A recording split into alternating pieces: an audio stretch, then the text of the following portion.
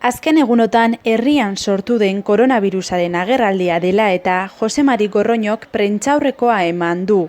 Gernika Lumoko alkatea arduratuta agertu da azken egunotan atzemandako positibo kopuru handiarekin eta datuak ikusita herrian transmisio komunitarioa eman dela azaldu du.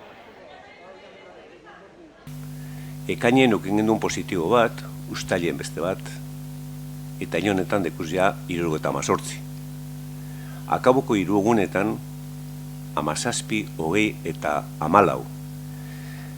Gizena dauz 19-55 urterako tarti.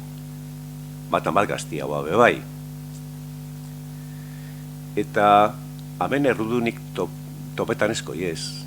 Ze horretara ez di konpontzen geusek. Hemen dikurtetako danok egun bigu batera.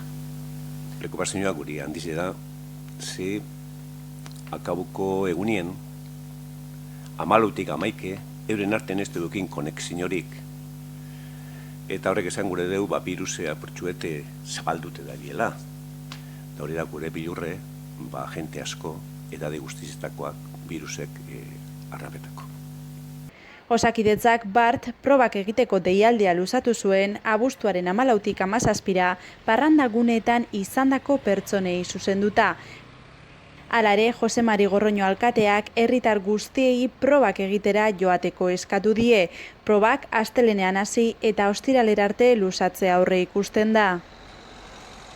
Claro, zuk etzien gaztie badeko zuz? Danipe gaztie badekotaz etzien. Etzera, eurek ez dakizela badakarre viruse iselei ekartie.